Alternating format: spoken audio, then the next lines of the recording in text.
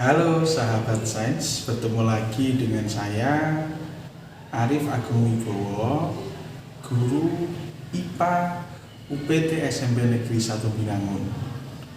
Untuk pertemuan hari ini atau untuk video kali ini, kita akan membahas tentang sistem reproduksi pada manusia. Untuk itu, silahkan teman-teman mengikuti video dari saya dan jangan lupa like dan juga subscribe-nya ya. Terima kasih. Selamat menyaksikan. Sistem reproduksi pada manusia. Reproduksi. Setiap makhluk hidup selalu bereproduksi. Mengapa? Makhluk hidup bereproduksi bertujuan mempertahankan keberadaan jenisnya. Demikian juga manusia. Proses reproduksi diatur oleh sistem reproduksi manusia memiliki dua jenis, yaitu laki-laki dan perempuan. Keduanya memiliki sistem reproduksi yang berlainan dan saling membutuhkan. Alat-alat reproduksi pada manusia. Laki-laki. Alat reproduksi laki-laki terdiri dari sepasang testis, saluran-saluran kelamin, kelenjar-kelenjar tambahan, dan juga penis. Alat-alat reproduksi pada laki-laki. Testis, kelenjar kelamin penghasil sperma dan hormon testosteron. Saluran kelamin. Vasa efferentia, menampung sperma epididymis, mengabsorpsi sperma hingga kental dan menyimpan sperma sementara yaitu 3 minggu. Vas deferens, saluran penghubung epididymis dengan uretra pada penis. Di bagian ujungnya terdapat saluran ejakulasi. Uretra merupakan saluran untuk mengeluarkan sperma dan urin. Kelenjar tambahan. Vesica seminalis merupakan kantong semen atau mani yang dindingnya menghasilkan cairan lendir yang mengandung fruktosa, asam askorbat, dan asam amino sebagai makanan dan pelindung sperma sebelum membuahi ovum. Semen atau mani adalah cairan yang terdiri dari sperma dan cairan yang dihasilkan oleh beberapa kelenjar. Kelenjar tambahan, kelenjar prostat menghasilkan cairan basa berwarna putih susu. Cairan ini berfungsi untuk menetralkan sifat asam pada saluran vasa efferentia dan cairan pada vagina sehingga sperma dapat bergerak dengan aktif. Kelenjar tambahan, kelenjar Cowperry atau bulboretralis, penghasil cairan pelicin. Penis merupakan alat kelamin luar yang berfungsi untuk memasukkan sperma ke dalam tubuh wanita. Sistem reproduksi laki-laki berhubungan erat dengan sistem ekskresi urineria.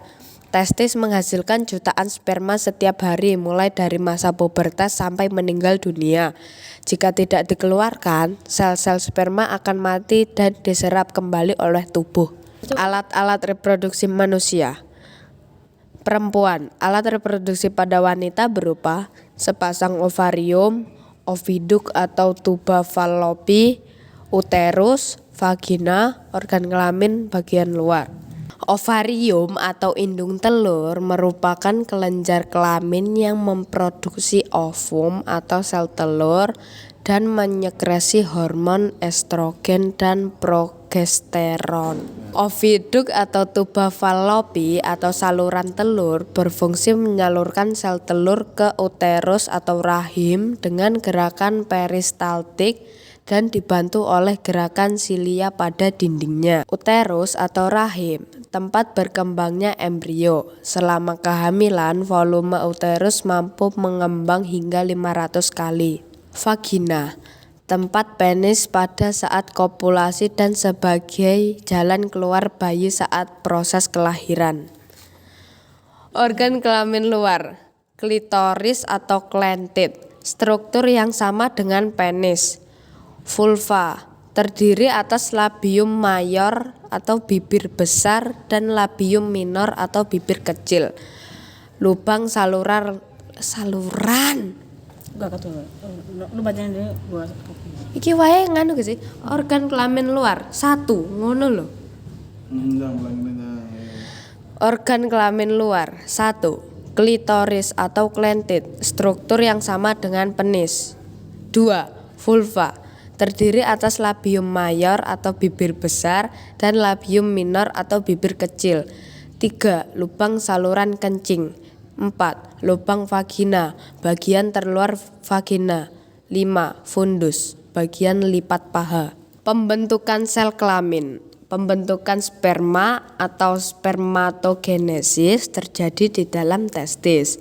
Spermatogonium bersifat diploid dan selalu membelah diri secara mitosis sehingga berjumlah banyak. Sebagian spermatogonium membesar menjadi spermatosis primer. Spermatosit primer terus membelah diri secara meiosis, membentuk spermatosis sekunder. Spermatosit sekunder membelah diri kembali secara meiosis menjadi spermatid.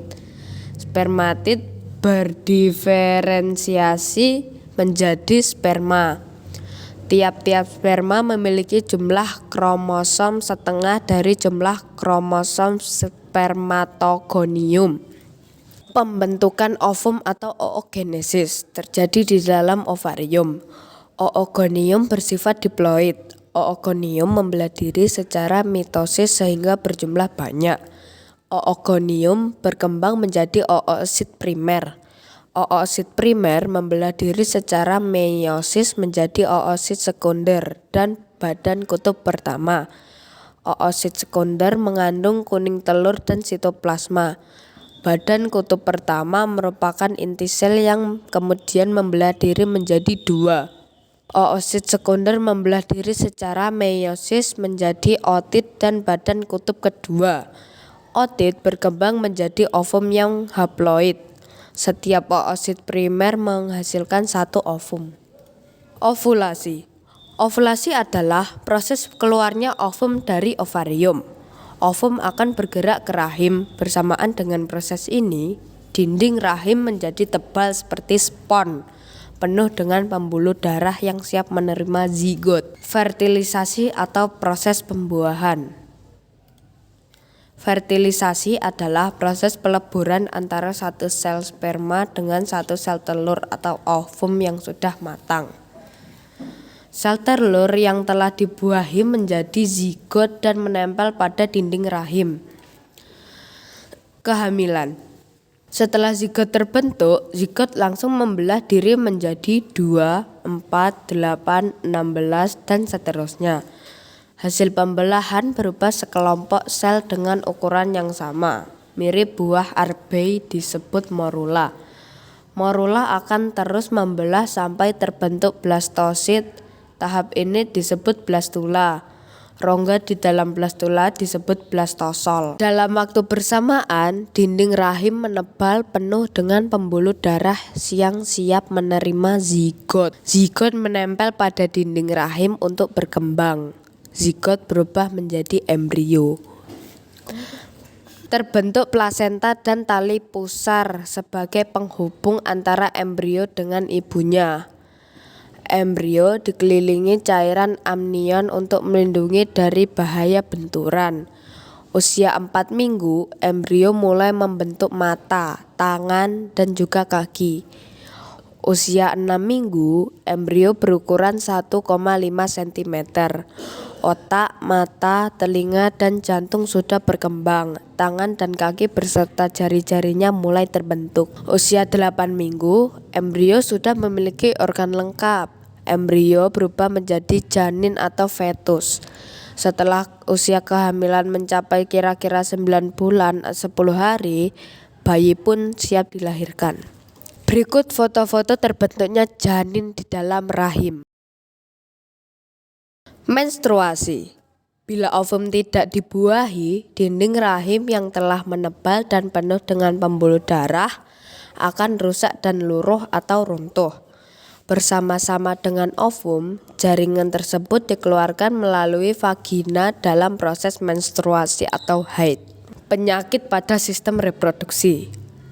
Gonorrhea atau kencing nanah. Penyebabnya adalah bakteri Neisseria gonorrhoeae ditularkan melalui hubungan seksual.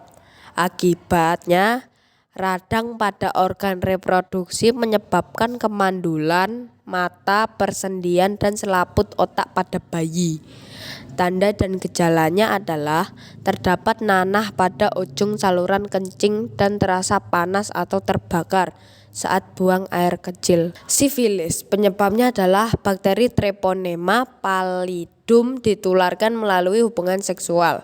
Akibatnya kerusakan organ reproduksi pada stadium lanjut.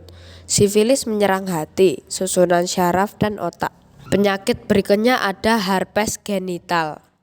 Penyebabnya virus herpes simplex serotipe 2 ditularkan melalui hubungan seksual. Akibatnya adalah gangguan pada organ reproduksi, kulit, dan menyebabkan kanker rahim. Penyakit berikutnya ada keputihan atau fluor albus. Penyebabnya adalah parasit seperti jamur candida albicans, sporozoa, Trichomonas vaginalis, bakteri, dan virus. Candida albicans menyukai lingkungan yang mengandung gula dan hangat. Sering ditemukan pada wanita hamil dan penderita diabetes mellitus akibat gangguan pada organ reproduksi wanita. AIDS atau Acquired Immune Deficiency Syndrome. Penyebabnya virus HIV, Human Immunodeficiency Virus. Akibatnya hilangnya daya kekebalan tubuh terhadap penyakit karena virus ini menyerang sel-sel darah putih. Penyebaran kontak cairan tubuh dengan penderita AIDS. Orang yang terinfeksi virus HIV akan menderita AIDS setelah 6 bulan atau lebih tergantung daya tahan tubuh. Tingkat pertumbuhan populasi. Tingkat pertumbuhan populasi dipengaruhi oleh natalitas, mortalitas, emigrasi, dan imigrasi. P sama dengan dalam kurung L dikurang M ditambah dalam kurung I dikurang E. P sama dengan pertumbuhan populasi. L sama dengan laju kelahiran. M sama dengan laju kematian. I sama dengan jumlah imigrasi. Dan E sama dengan jumlah emigrasi.